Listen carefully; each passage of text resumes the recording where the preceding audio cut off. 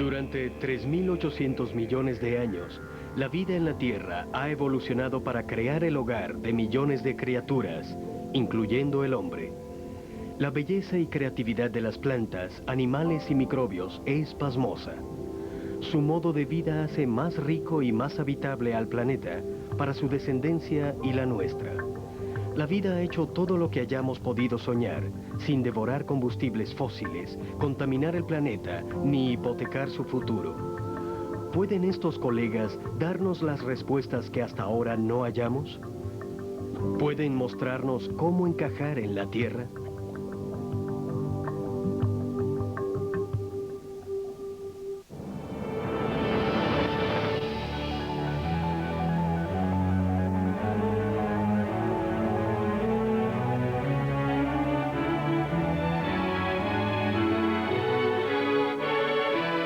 La naturaleza de las cosas, con David Suzuki. Imitando a la biología, segunda parte. La manera como pensamos en la naturaleza afecta la manera como la tratamos. Cuando no vemos más que recursos, todo está a nuestra disposición. Pero cuando empezamos a ver los organismos y ecosistemas como mentores, nos convertimos en estudiantes y nuestra relación cambia de la arrogancia a la humildad. Y esa es la base de la bioemulación. ¿Cuál es el aprendizaje de los bioemuladores? Ellos aprenden a sembrar como en una llanura, a utilizar la energía como una hoja, a encontrar curas como un chimpancé, a crear color como un pavo real, a programar como una célula e incluso a manejar un negocio como un bosque de secoyas. Todo comienza dándonos cuenta de que somos naturaleza, pero una especie joven, y tenemos mucho que aprender para encajar aquí. Así que el primer paso es acallar el ingenio humano e interactuar con los organismos y empezar a ver todo cuidadosamente, con los ojos y el corazón de un aprendiz.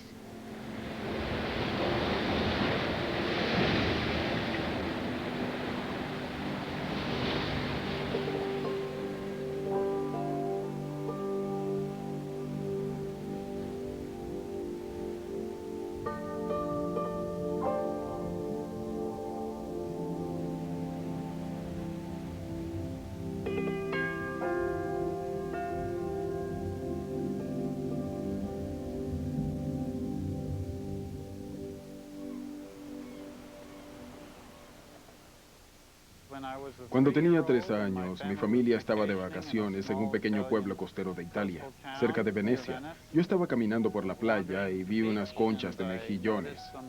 Las recogí y vi que tenían unos finos hilos colgando del exterior. No me fijé en eso como tópico de investigación hasta 20 años más tarde.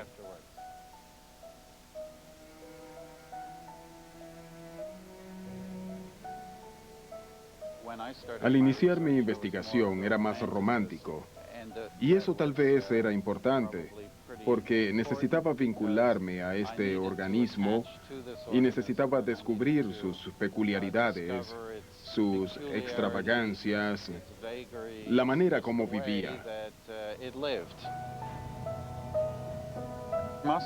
Los mejillones que viven en la zona entre mareas crean, supongo, una tremenda tensión, porque pueden ser desarraigados y estrellados contra una roca si su apéndice no es lo suficientemente fuerte. Sin embargo, su vida en términos de nutrición y de excreción y respiración es óptima, por virtud del hecho de que vive en una zona que es altamente mezclada y turbulenta.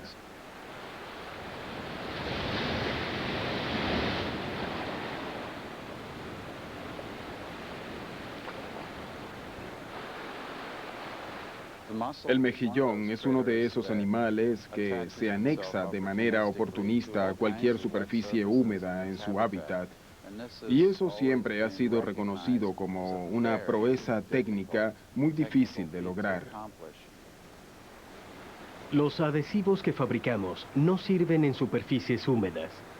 Tan solo trate de poner una bandita en un dedo mojado o pegar 2 tablas bajo la lluvia. A la industria le encantaría hacer un pegamento tan bueno como el de los mejillones. Nos pidieron pensar en nuestros problemas en términos de su aplicación a los problemas reales del mundo. Y eso fue en la época en que yo asistía a conferencias sobre la ciencia de la adhesión en el campo de la manufactura. Y me percaté de un extraño hecho, que los ideales de la industria eran tener éxito con los adhesivos que ya existían en la naturaleza. Era solo cosa de encontrar la conexión y la relevancia de esas soluciones naturales para los problemas industriales que existían.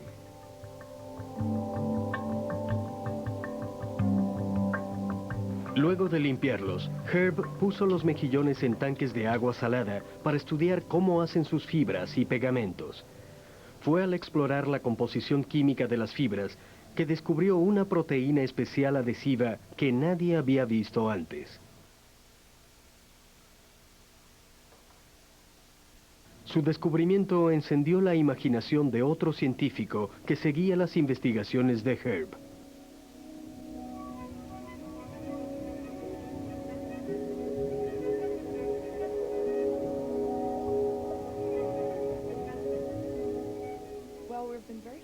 Nos fascina la idea de que los mejillones creen estos pequeños hilos que les permiten adherirse a las rocas y que tienen varias propiedades.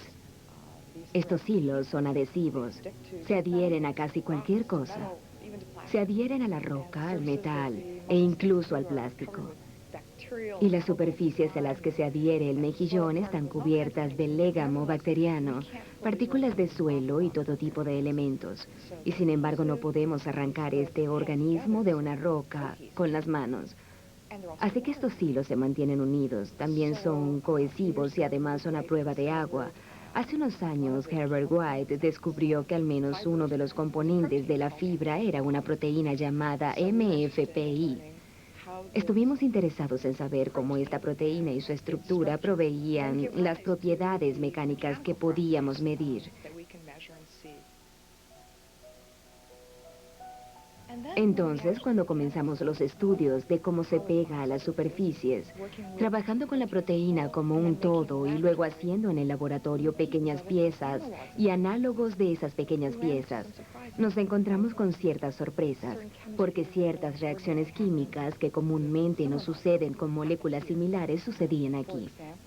Por ejemplo, hay un tipo de grupo funcional en la molécula que descubrimos que estaba íntimamente ligado a la adhesión a superficies metálicas. Esto se llama residuo DOPA. DOPA es realmente una droga usada para el mal de Parkinson y casualmente es uno de los bloques en esta proteína adhesiva del mejillón. Es un bloque muy inusual y comprende del 10 al 15% de la proteína y sus residuos se adhieren firmemente a los metales. Uno de nuestros descubrimientos realizado por mi alumno Brian Baker fue que la proteína adhesiva del mejillón parecía tener una especie de hélice.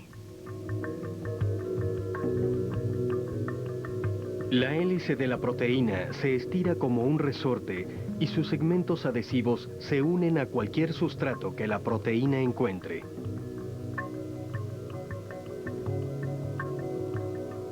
El equipo de Robin Garrell aspira a emular esta particular forma y producir un pegamento con la capacidad de unirse a cualquier sustrato, incluso a una célula humana. Los ingenieros celulares usarían ese pegamento para fijar células, de modo que puedan formar agregados, como piel para las víctimas de quemaduras, por ejemplo. Luego para criar órganos como hígados, corazones y pulmones. La idea es construir un armazón sobre el que las células crezcan para formar un órgano. Su superficie debe ser afín a la célula, un trabajo para el pegamento de Robin. Un hígado tiene venas, arterias y parásitos. Lo que queremos hacer en el laboratorio es crear una arquitectura que permita que 2 o 3 tipos distintos de células crezcan y prosperen como lo harían en un animal real. Para hacer esto debemos lograr que células distintas estén en lugares diferentes. Lo que sucede en los animales vivos es que ellos tienen ciertos tipos de receptores y moléculas en la superficie. Pensemos en estos como llaves y cerraduras o como guantes y manos que encajan, a través de los cuales las células se comunican y se enlazan entre sí y son muy específicas. Lo que es distinto en la proteína adhesiva del mejillón es que es no específica. Todo se adhiere a ella. Diferentes tipos de células se adhieren, crecen y se reproducen.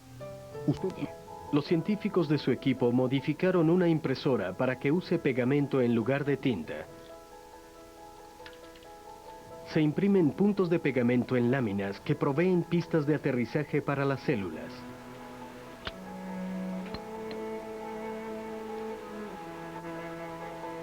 Una solución de células hepáticas se vierte sobre las láminas y, como se predijo, se fijan a los puntos y comienzan a crecer.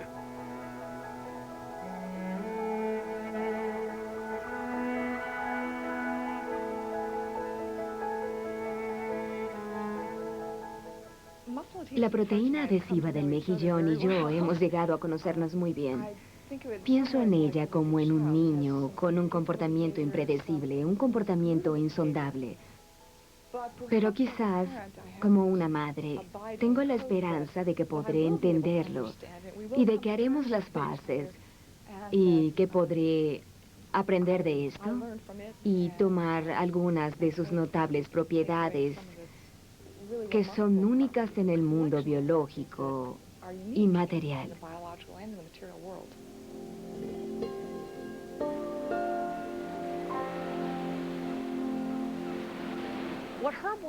Lo que Herbert Waite pensó que estaba investigando era el pegamento de los mejillones, el adhesivo. Pero entonces encontró increíbles propiedades en los hilos, y el modo en que lo hizo fue preguntando al mejillón, ¿qué hacen los hilos por ti? Y descubrió que hacían mucho más de lo que él pensaba. Para sobrevivir en las turbulentas aguas de la zona intermareal, los mejillones deben fijarse rápidamente. El pie del mejillón provee la respuesta. Es una fábrica de fibras que tiene un surco hueco a todo lo largo y un grupo de chorros orientados hacia el surco. Los chorros secretan diversas proteínas que se solidifican en forma de fibra. Todo el proceso lleva solo unos minutos. Es como el proceso de inyección que empleamos para hacer botellas y cavas de polietileno, con una gran diferencia. El moldeado de inyección en la industria involucra muchos materiales tóxicos, solventes, gases y polímeros. Lo que hace el mejillón es completamente natural, a temperatura ambiente y bajo condiciones normales. Las fibras bisales cubren varias necesidades cruciales para el mejillón.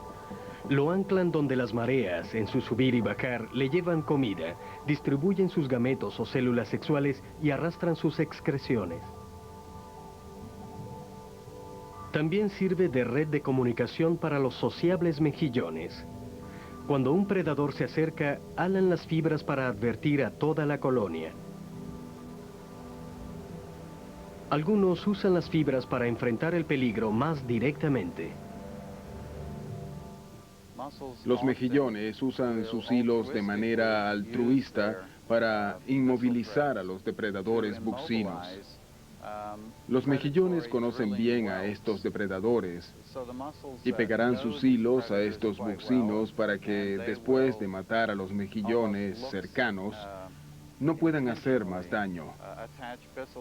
Es ciertamente un comportamiento suicida. Ellos probablemente no piensan en las consecuencias. Solo quieren ayudar a la unidad.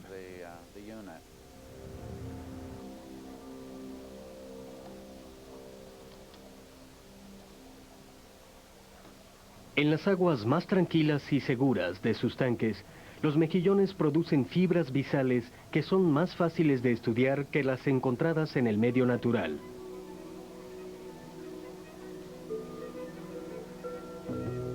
Herb y sus estudiantes examinan la resistencia, tenacidad y elasticidad de las fibras usando pruebas estándares de ingeniería.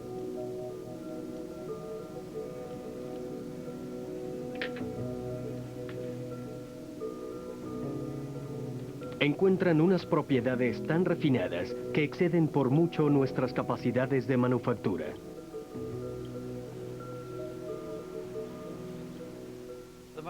Uno de los aspectos más sofisticados de las fibras bisales es que no constituyen filamentos monolíticos. En otras palabras, no poseen las mismas propiedades químicas ni mecánicas de un extremo a otro. Las fibras se forman en cuestión de minutos, pero el resultado es un filamento muy similar al nylon en un extremo y al caucho en el otro. La transición entre esos dos extremos en el plano de lo molecular y mecánico es muy gradual. Creo que los gradientes son más la regla que la excepción en la naturaleza.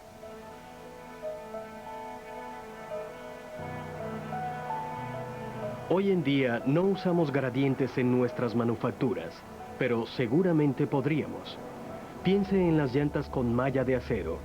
La transición abrupta entre las capas de goma y acero es inestable a altas velocidades. Un accidente que espera su momento. Para solucionarlo, Herb Wade piensa que debemos mirar al gradiente continuo de las fibras del mejillón. Hay un proceso de manufactura que quisiéramos conocer mejor. Si pudiéramos hacer un neumático que tuviera un componente rígido como el acero, que se convirtiera en caucho, sin costuras, de modo similar a los gradientes, sería el mejor material en términos de desempeño, porque esa tensión en la interfase entre el caucho y el acero nunca sería notada. Sería tan disipada por la presencia del gradiente que la integridad del material sería mucho más fuerte.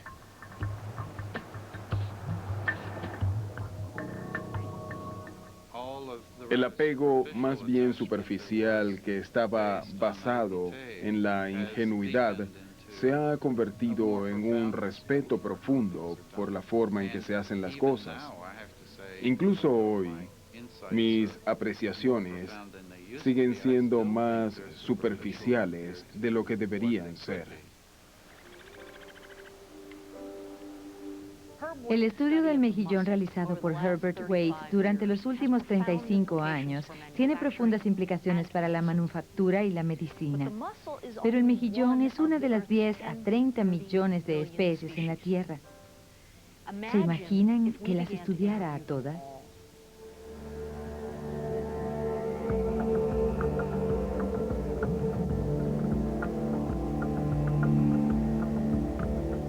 La vida en el océano es peligrosa.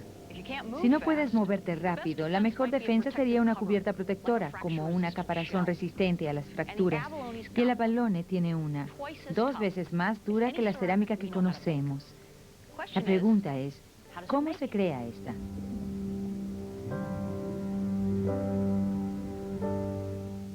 Nos hemos preguntado desde hace mucho, ¿por qué un plato se quiebra al caer al suelo y un caparazón de molusco no?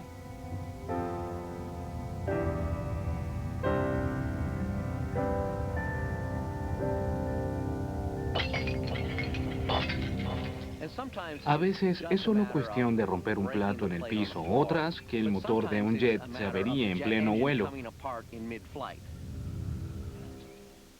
Hay razones vitales por las que buscamos hacer la cerámica similar a sus análogos biológicos,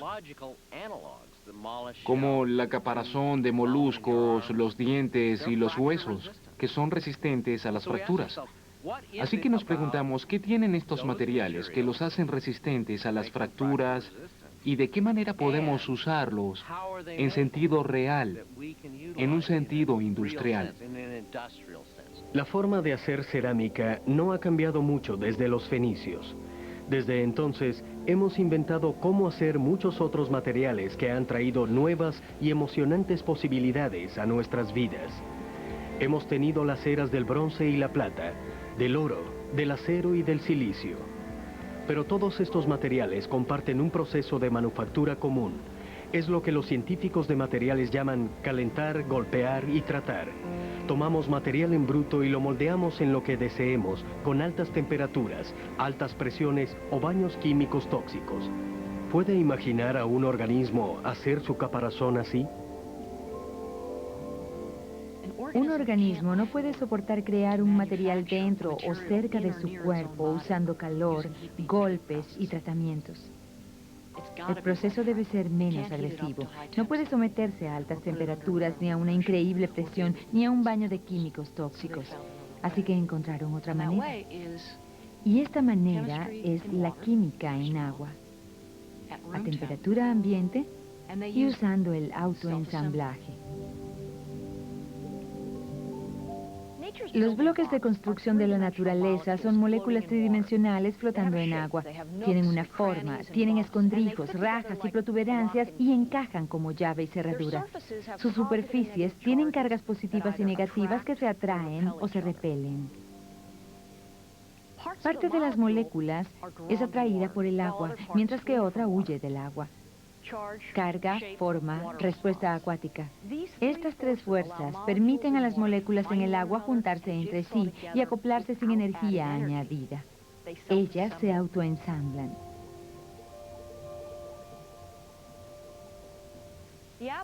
El abalone posee una caparazón dura y los minerales del agua del mar pueden proveer la materia prima.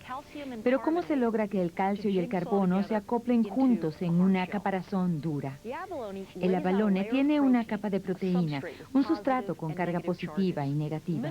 Los minerales están anexados a estas cargas y empiezan a convertirse en un cristal con una forma particular, muy fuerte. El producto final parece una pared de ladrillos con bloques de minerales separados por capas de proteína blanda, algo muy fuerte y muy hermoso. Es el amanecer de una nueva era, gracias a las lecciones de autoensamblaje dadas por la Oreja de Mar.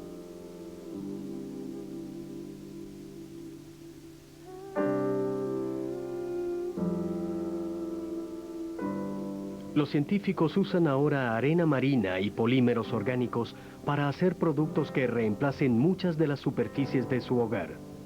Y más. ¿Puede imaginar que para hacer un chip más rápido se requiera la asesoría de las criaturas más lentas del lecho marino?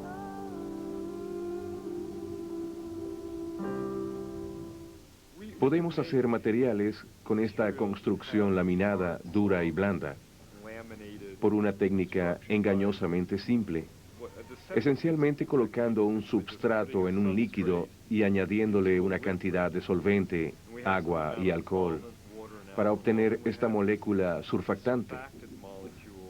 Lo mágico de la molécula surfactante es que es una molécula de dos lados.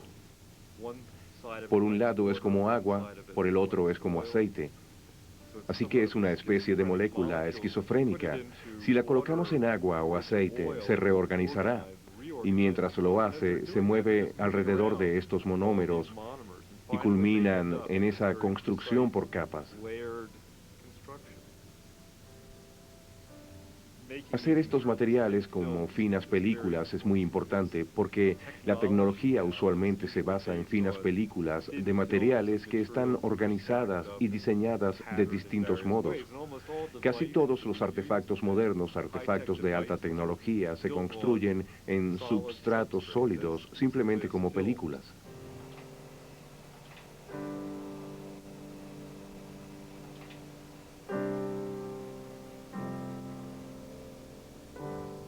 Lo que se usa es la litografía. Es una manera de usar luz en estructuras prediseñadas, pero hay limitaciones sobre qué tan pequeña puede hacerse una estructura. una décima de micrómetro examina los límites de lo que se puede hacer. Aquí estamos diseñando cosas en una escala 1000 veces más pequeña. La importancia de lo que hacemos es nuestra habilidad de fabricar materiales prediseñados, molécula por molécula, sin ninguna intervención externa. No se necesitan equipos sofisticados. Solo usamos moléculas que están preprogramadas para organizarse de manera específica. Esto nos permite mantenernos al margen de cierto modo y dejar que las estructuras se organicen solas. Nos sorprende mucho lo fuerte que es el producto del autoensamblaje. Podemos tomar muchos materiales y colocarlos juntos en esta solución homogénea y permitirles que se organicen. Materiales múltiples se organizarán de manera específica. Es sorprendente y a la vez es hermoso. Si vemos algunos de los patrones de los materiales que fabricamos, son fantásticos. Creo que hay cierta tendencia estética a fabricar estructuras hermosas y creo que la naturaleza tiene estructuras realmente hermosas a todas las escalas. Pero creo que es muy importante la habilidad de hacer cosas funcionales y estéticamente agradables.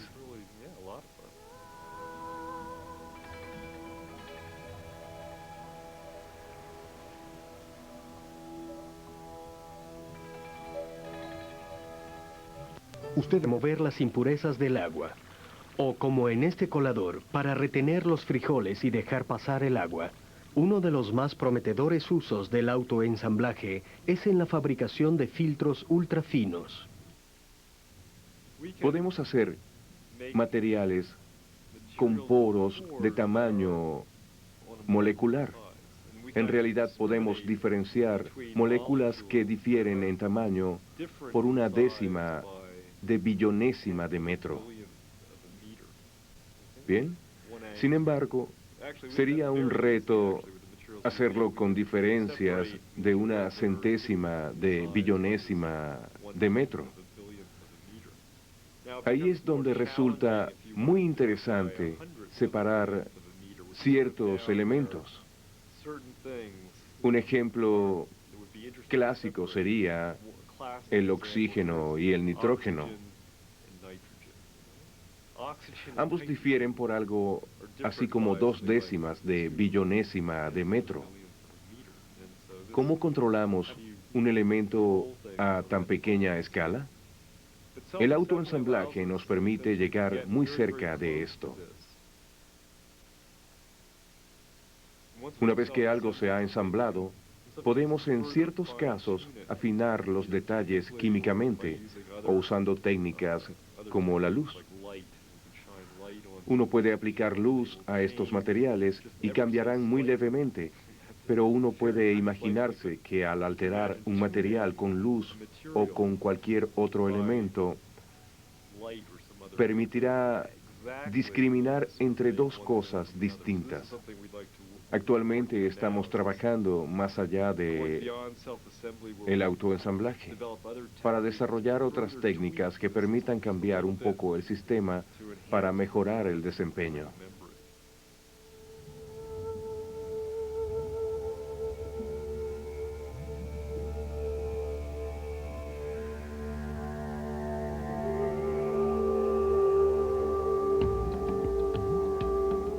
Es costumbre que aprendamos sobre la naturaleza, pero aprender de la naturaleza, como estamos viendo, abre nuevos rumbos.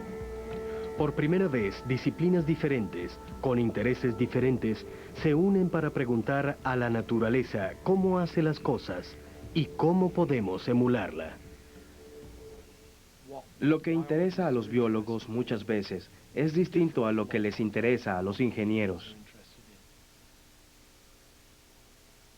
Hay cosas obvias, como comparar la estructura y diseño de un automóvil con la estructura y diseño de una vaca y sus diferencias. Después de todo, ambos hacen trabajos similares. Movilizan la misma cantidad de peso a una velocidad similar. Las vacas pueden golpearse entre sí sin daños significativos. Los autos no. Pero los principios de diseño son distintos. Y si los abordas como ingeniero, lo único que puedes hacer es mirar el auto y pensar, ¿cómo puedo hacerlo diferente? Sería mejor si tuviéramos autos como vacas y cosas así. Hay otras maneras de construir cosas y de aprender de este mundo distinto y aplicarlas al mundo sintético. Paul Calvert nos dice, hagamos un material que no solo sea fuerte y resistente a las fracturas, sino también receptivo, algo que tenga sensores incorporados. De pronto, este viaje de bioemulación se hace un poco más complejo. Ahora, él tiene que aprender todo lo que hay que saber sobre los sensores en la naturaleza. El mejor ejemplo de este tipo de sensación sería un insecto o una araña, porque tienen caparazones duras y partes blandas en el interior, al igual que la mayoría de nuestras máquinas. La pata de una araña tiene miles de sensores. Así que hay una corriente de información que llega a la araña sobre cuál es la tensión en su cutícula, de qué manera suceden los procesos, cómo cambia con el tiempo. Y eso les permite saber si están impulsándose demasiado fuerte, si existe la posibilidad de que se rompan una pata, lo que es una pregunta importante. ¿Y qué está sintiendo con las vibraciones a través de la tela de araña que le puedan proporcionar información acerca de lo que pudiera haber quedado atrapado allí? Así que hay una gran cantidad de información que llega al cerebro de la pequeña araña acerca de lo que está sucediendo dentro de su estructura. En principio, uno podría imaginarse cómo sería programar un auto con esa información para que así el auto supiera con qué está interactuando. Si está rozando con algo, si hay mucho viento, si la carga está distribuida de manera desigual. Así tendría una sensación real de cómo está trabajando su propia estructura. Una de las cosas que pensamos que nos gustaría hacer es intentar colocar muchos sensores en un objeto sintético para así presumiblemente pasar el problema a los ingenieros eléctricos y decir, bueno, ahora tienen 30.000 flujos de datos, ¿qué van a hacer con ellos y cómo los van a utilizar para hacer que esto funcione mejor? Si pensamos en el problema como un asunto de computación, resulta aterrador. Sin embargo, el cerebro de la araña no es muy grande y de alguna manera logra manejar toda esta información. Los bioemuladores están en diálogo con su mentor. Ellos llegan con una serie de preguntas y luego se van, como un aprendiz luego de hablar con su maestro, e intentan algo. Intentan emular lo que creen que han aprendido. Eso no es fácil. Una vez más, estos son sistemas que han evolucionado en millones o hasta miles de millones de años. Es un proceso muy complejo. Cuando iniciamos estos procesos, muchas veces ni siquiera sabemos qué preguntas formular.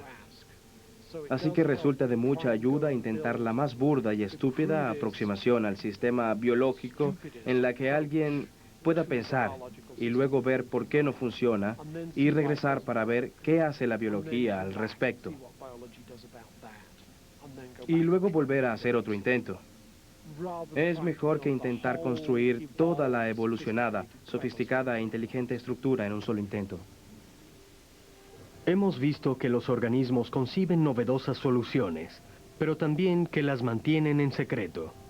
Como consecuencia, nos apoyamos en los bioemuladores que pasan años mirando por encima del hombro de sus mentores para descubrir cómo estos logran con facilidad lo que nosotros solo podemos soñar. Observamos la fuerza de la concha de la balone porque es mucho mayor a cualquier cosa que podamos hacer de una manera no biológica.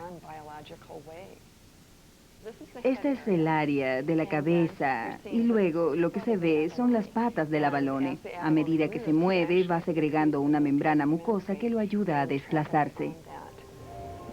Para entender mejor cómo hace su caparazón, los científicos observan cómo la oreja de mar cubre un diminuto implante. Estamos colocando estos implantes entre la caparazón y este es el tejido de cobertura. En realidad podemos restituirlo.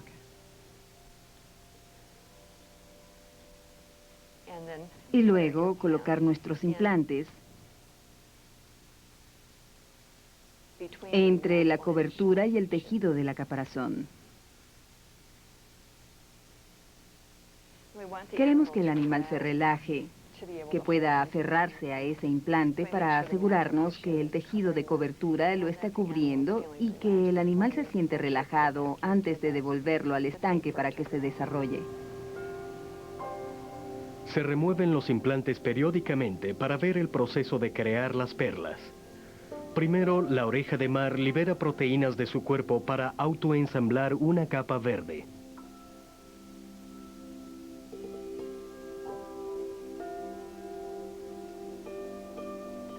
Luego de que los minerales comienzan a depositarse y cristalizar, vemos más nácar.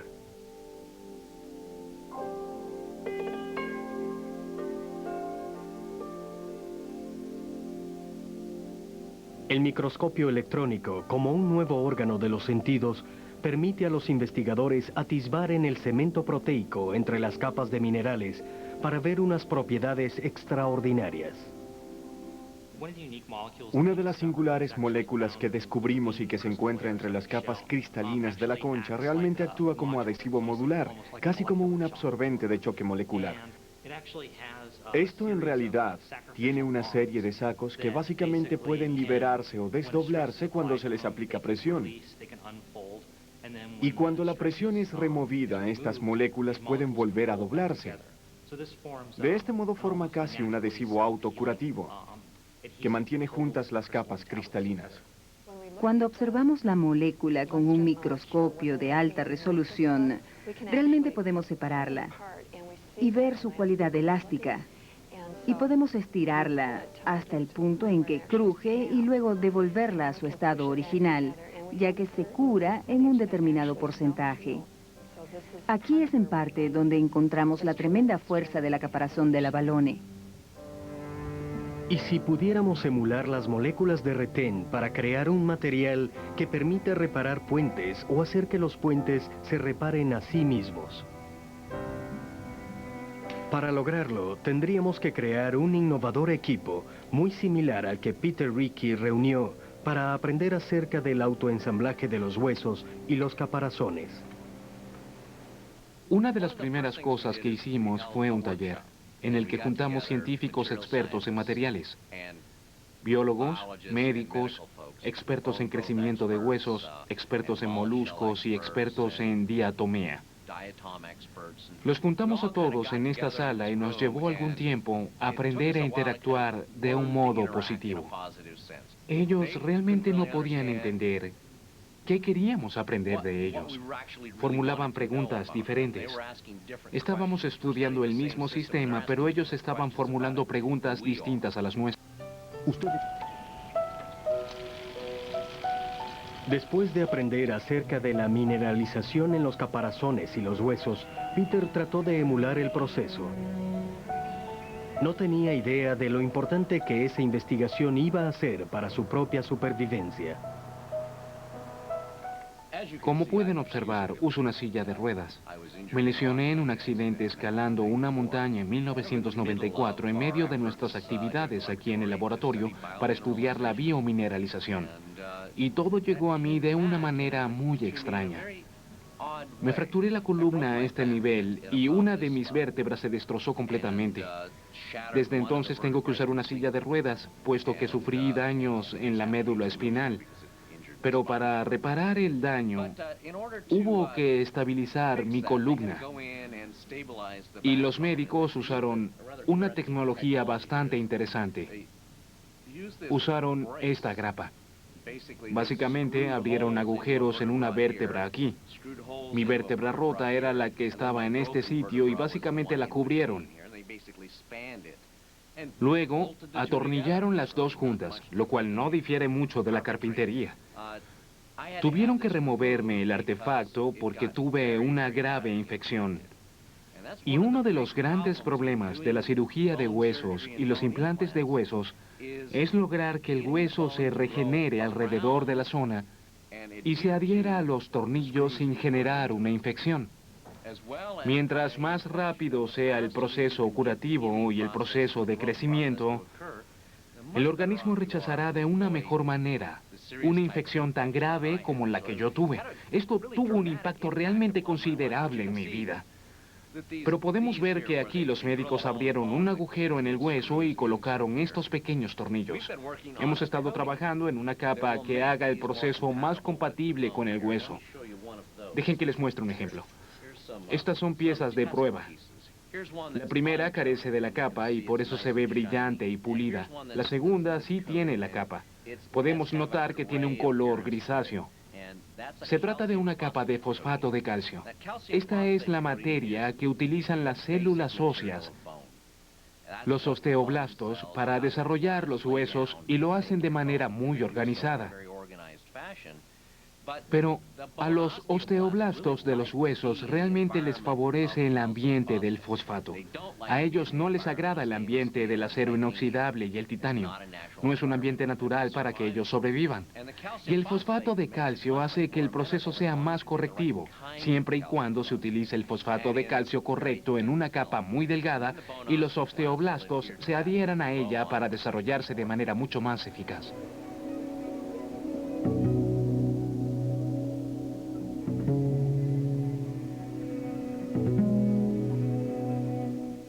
Me encanta el hecho de que estemos estudiando tan intensamente los mejillones y abalones. Es decir, después de todo, estas son especies inferiores. Este es el nombre que les hemos dado. Animales inferiores. Los superiores son los primates y los invertebrados son inferiores. Eso para mí tiene un sentido poético, porque estamos aprendiendo de estas criaturas más de lo que hubiésemos pensado, por el hecho de que no son como nosotros, porque no son vertebrados como nosotros, y porque creemos que no son tan inteligentes como nosotros. Quizás la mejor medida de su inteligencia es lo bien adaptados que están estos organismos. ¿Cuánto tiempo han existido ellos en comparación con nosotros? Casi todas las actividades híbridas son muy satisfactorias porque se aprenden cosas que uno no esperaba aprender y esa es realmente la clase de satisfacción que proporciona la verdadera ciencia. Es crear conocimiento donde no había existido antes. Hacer algo nuevo, creativo, no solo una acumulación de datos. Ser creativo utilizando los datos es también muy importante. Hemos estado fabricando cerámica de la misma manera durante los últimos 5.000 años. Repentinamente, un ingeniero submarino nos ha enseñado cómo fabricar cerámica, membranas y microprocesadores sin usar calor ni equipos sofisticados. Esto es revolucionario para nosotros, pero para el abalone es una tecnología que se remonta a 550 millones de años.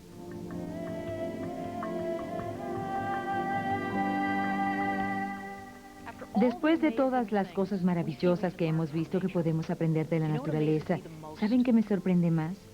No es lo que hace cualquiera de los organismos, es lo que hacen juntos. Ellos crean condiciones beneficiosas para la vida. Lo que esto significa es que en el proceso de cubrir sus necesidades, ellos se las arreglan para filtrar el aire y el agua, construyen el suelo y reciclan los nutrientes. Ellos no solo se mantienen vivos a sí mismos, sino que hacen que la vida sea posible para todos los organismos, incluyéndonos a nosotros. Y eso es lo que tenemos que aprender a hacer.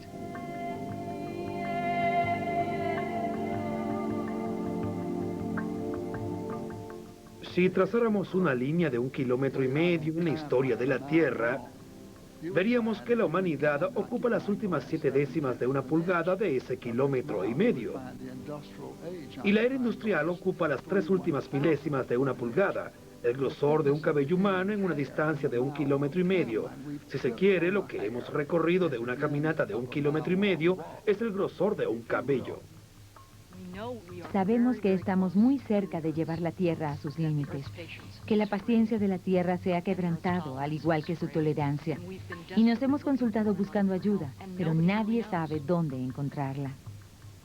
Revertir el proceso requiere primero que nada de un cambio en el modo de pensar, un modo de pensar que observa a la Tierra como algo infinito en su capacidad de suplir nuestras necesidades y de absorber nuestros desechos. Tenemos muchas fallas en esta manera de pensar en el sistema, y hasta que podamos cambiar nuestra manera de pensar, nunca podremos interferir verdaderamente con el sistema y cambiarlo para mejorar. Es el sistema el que tiene que cambiar. La imitación, buscando inspiración en la naturaleza, es una manera distinta de pensar en todos los aspectos de ese sistema, los productos, los procesos y el sistema como un todo.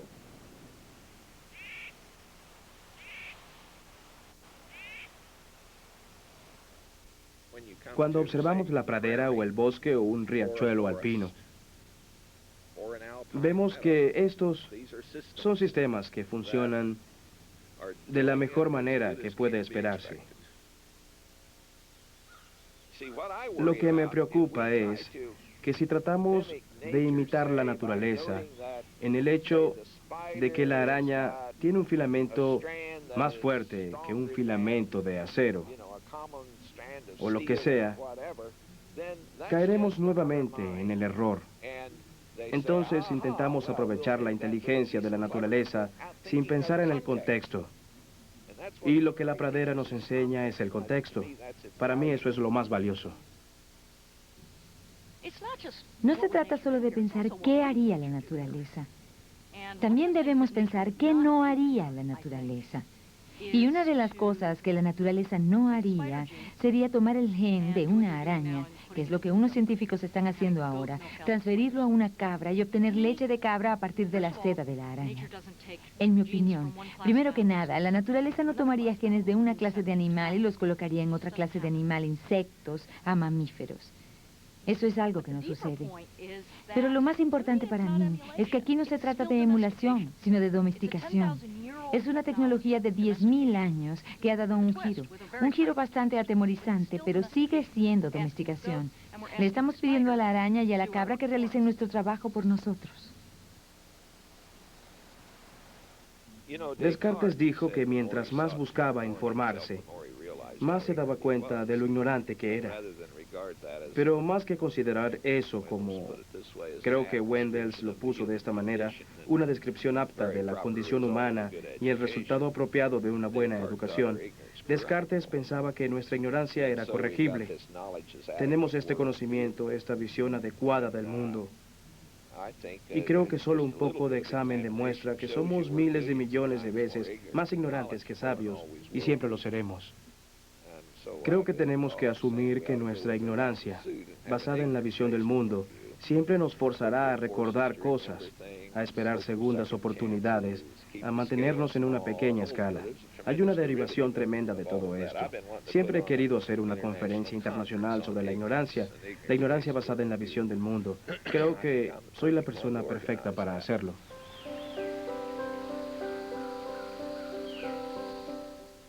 No creo que esto sea algo nuevo.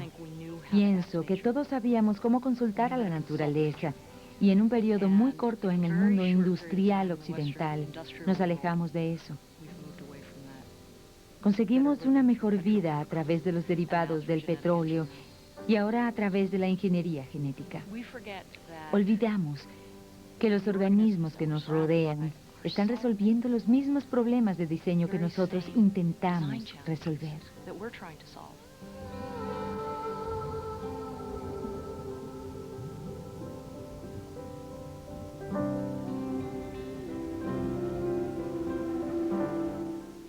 En el bosque no hay desperdicios.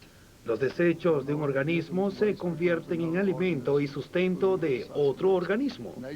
La naturaleza funciona con la energía solar. La naturaleza lo recicla todo. La naturaleza recompensa la cooperación. Estoy totalmente convencido de que la naturaleza es la que actúa sobre todo. Este sistema que hemos diseñado y construido durante los últimos 290 años en la era industrial es una maquinación. Realmente es un artificio. La naturaleza es lo único verdadero, y cuando podamos revisar lo que estamos haciendo para parecernos más a la naturaleza, tendremos un sistema que podrá vivir en paz con esta naturaleza. Ray Anderson piensa que su trabajo creará una tendencia entre los inversionistas y las industrias, los cuales reconocerán el valor de la sustentabilidad y la bioemulación. Otras industrias totalmente distintas a la nuestra verán este ejemplo y querrán emularlo. Y entonces no solo cambiarán las industrias, sino que el sistema también cambiará. Y ese es mi propósito en la vida, sentar el ejemplo que inicie el proceso de cambio de todo el sistema hacia la sustentabilidad.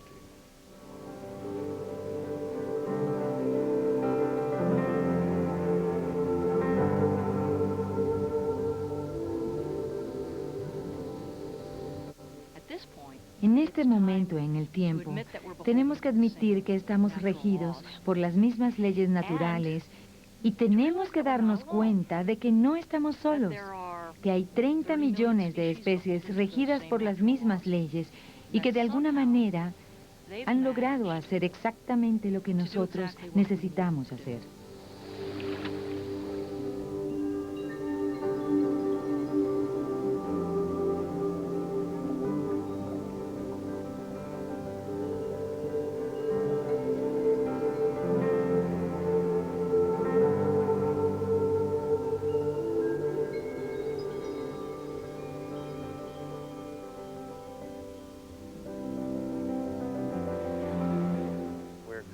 Somos imitadores consumados, pese a que nos gusta pensar que somos creativos. Y la naturaleza es nuestra máxima fuente de inspiración.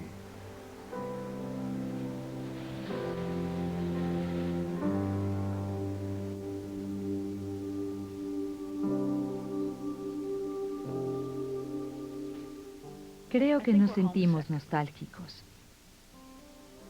Por mucho tiempo pensamos que éramos mejores que la naturaleza y ahora muchos de nosotros pensamos que somos peores que la naturaleza y que todo lo que tocamos se mancha. Pero somos naturaleza.